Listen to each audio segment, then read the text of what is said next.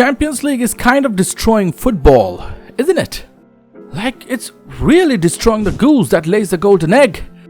And this latest change to the Champions League format may just be the straw that breaks the proverbial camel's back. How, you ask? Well, let us explain. Consider subscribing to our channel. It's free and helps us a ton. Thanks. The Champions League is considered the pinnacle of continental club football. Every continent has an iteration of the top clubs from each league playing for the Continental Cup. The AFC Champions League, the CONCACAF Champions Cup, the Copa Libertadores, the OFC Champions League. You get the picture. But at the top of them all sits the UEFA Champions League, the most prestigious, the most watched, the most followed football competition worldwide. If your club hasn't won a Champions League trophy yet, you're a mid-club with no history, and any other trophy you win is useless and worthless, or so does the internet tell me. So Arsenal, I'm sorry, you got no history. We don't make the rules. But jokes aside, UEFA Champions League is constantly touted as the pinnacle of club football. It is marketed as such, and the way fans react, it seems to be true. But fans can think whatever they want. What do the clubs think? Well, they kind of think the same. That they need to win the Champions League, or at least qualify for it every season. But it's not for the same reasons as the fans. While fans love the glory, and so do the clubs to an extent, the real motivation is money. Qualifying for the Champions League is money. Based on the last and this season's Champions League prize pool, any club would want a piece of the €2 billion pie. Now you may ask, that's understandable, right? How is that a bad thing? And how is the Champions League destroying football? Well, it requires us to look at the competition's history. The Champions League, or the European Cup as it was once known, was once a diverse competition reserved for only the champions of their respective leagues across Europe. Yes, certain clubs dominated it more than others, like Real Madrid winning the first 5 European Cups, or the Milan clubs dominating it in the 60s, or the Dutch domination in the early 70s, or even the English domination from the late 70s to early 80s. Despite all these dominant periods for various leagues and clubs, the participating countries were fairly diverse. I mean, between 1985 and 1992, 7 different clubs won the European Cup. Clubs ranging from bigwigs like Juventus, Milan and Barcelona to Steaua Bucuresti, PSV Eindhoven and Red Star Belgrade. But 1992 changed everything. Just the previous season, that is the 1991-92 season, saw a format change and the introduction of a group stage. The 1992-93 season saw a total rebrand of the old European Cup to the new UEFA Champions League, undergoing some diverse changes in marketing and TV rights thanks to the partnership of UEFA and Team Marketing AG. The 8 teams participating in the league format quarterfinals experienced an approach to match organization and commercialization that was very new. This also marked the change in the fortunes of European football. What changed though? Looking at the number of countries and clubs represented in the semi-finals of the Champions League since its inception presents a fascinating picture.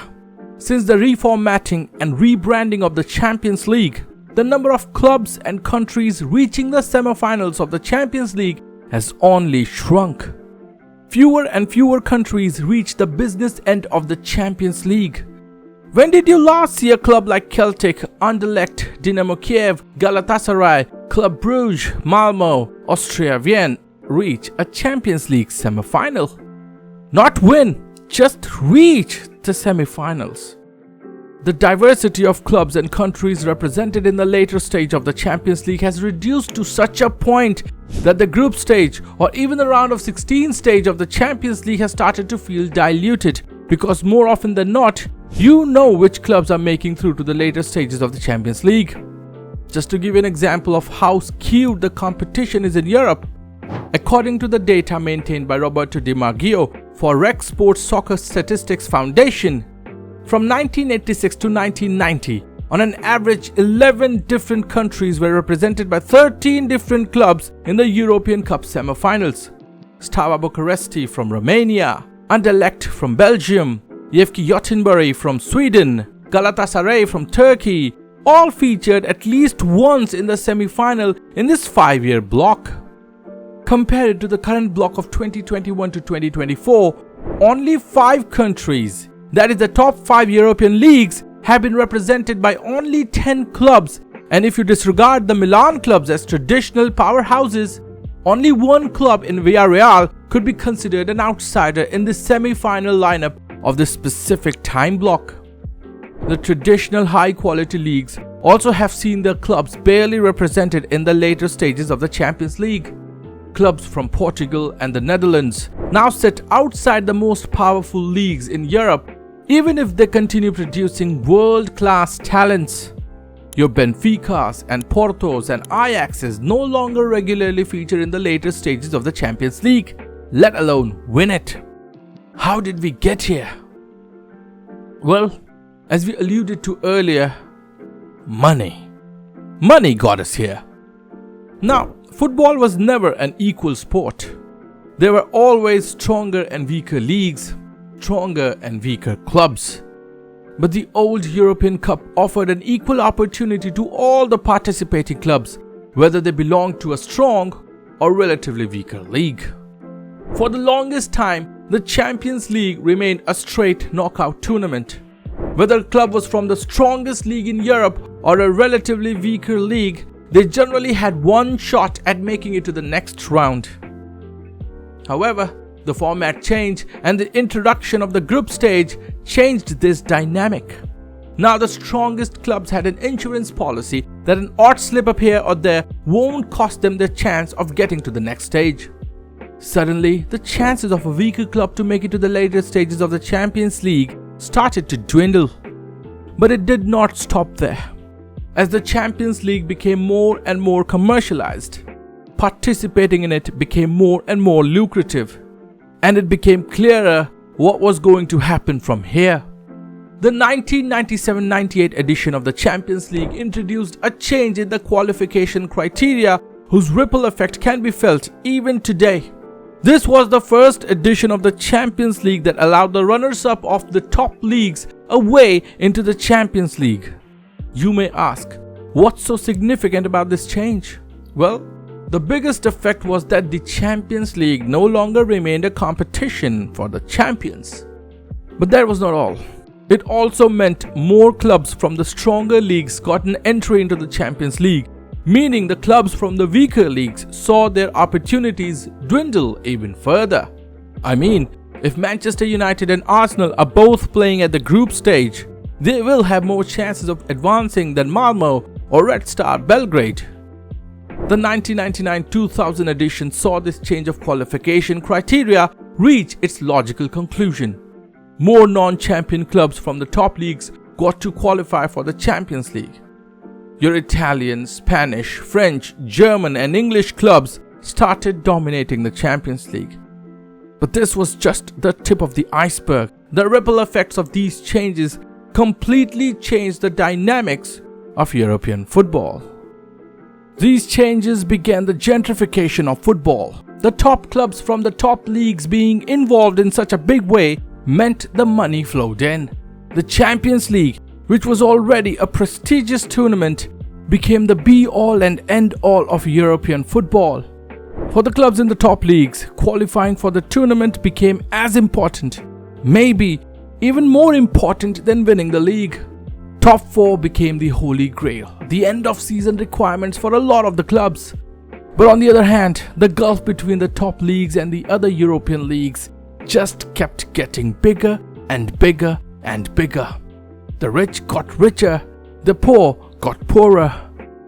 As we said earlier, the traditionally respected leagues like Primeira Liga from Portugal or Eredivisie from the Netherlands lost so much of their luster.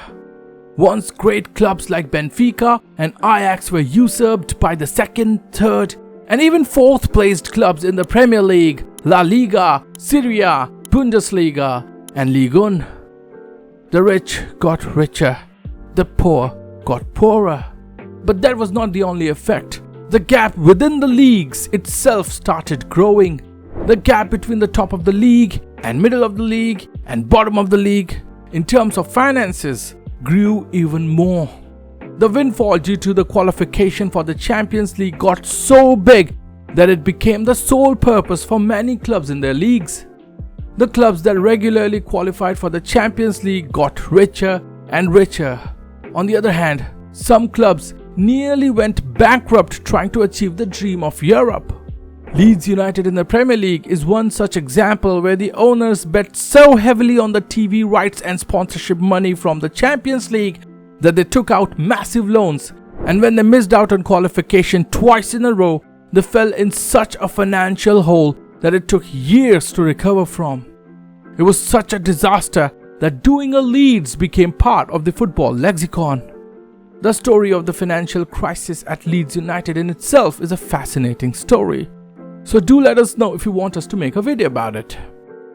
In short, the top clubs kept growing in size and stature.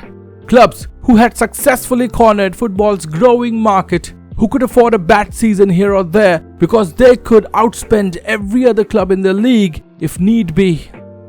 The Real Madrids, Barcelonas, Bayern Munich, Juventuses, Manchester United's, Arsenals of the league became bigger than you could ever imagine.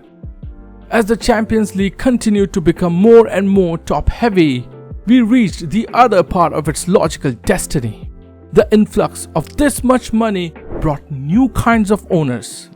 Owners who chased the glory at all costs. Abramovich at Chelsea, Abu Dhabi United Group at Manchester City, Saudi PIF at Newcastle, Qatar Sports Investment at PSG. Owners with the deepest of pockets who are ready to outspend anybody and by any means necessary to achieve glory. And this posed the biggest challenge to the quote traditional big clubs who till now had a stranglehold on the finances of the football. These clubs that could outspend anybody were now being outspent by the newer rich clubs and were getting beat at their own game by these new forces in the market. We have already seen some traditional clubs fall by the wayside, the leagues struggling to match them. The Milan clubs are a couple of big names that fell from the grace and have just risen back up. Barcelona is a club in turmoil and in such a dire financial situation nobody could even imagine. Real Madrid had its own struggles before arresting its decline.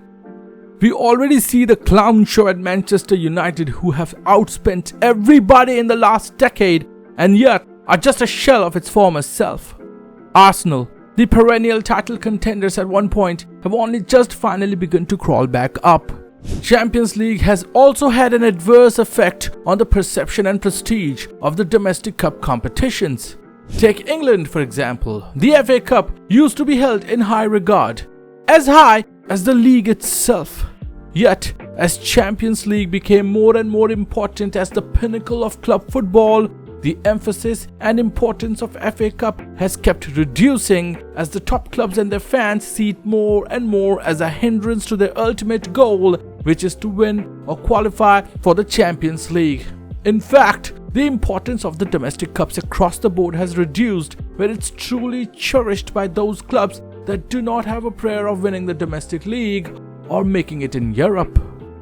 But now, even Champions League by itself is not enough.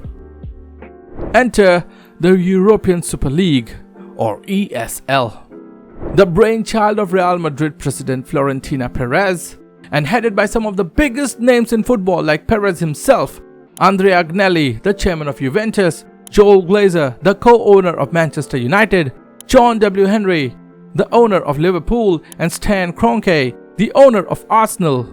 The announcement of ESL took the world by storm.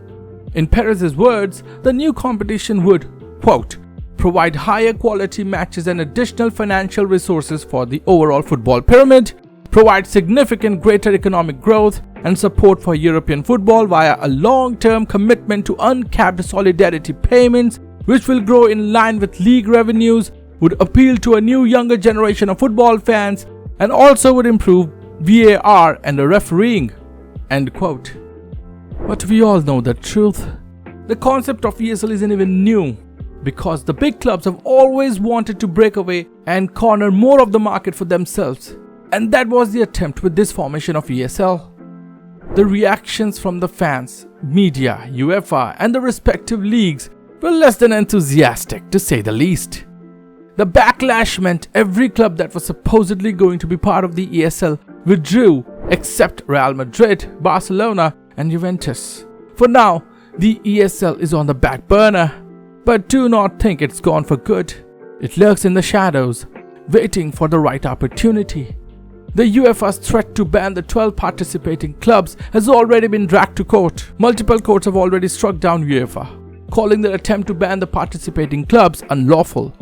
The European Court of Justice ruled in favor of the Super League on 21st December, arguing that UEFA and FIFA's rule that banned clubs from joining rival competitions were arbitrary and unjustified. Do let us know if you'd like a detailed video on the European Super League. But for the time being, it suffices to say that the European League is still lurking in the shadows. It's not over yet. Meanwhile, UEFA has changed the format again from this season onwards, going from 32 clubs to 36. Now, according to UEFA, this will allow fans to, quote-unquote, not only see more top European matches, but also to see those matches take place earlier in the competition. Also, it, quote, will introduce a better competitive balance between all the teams, with the possibility for each team to play opponents of a similar competitive level throughout the league phase, end quote. But we all know what this new format is for. Money. More money. More money for the clubs.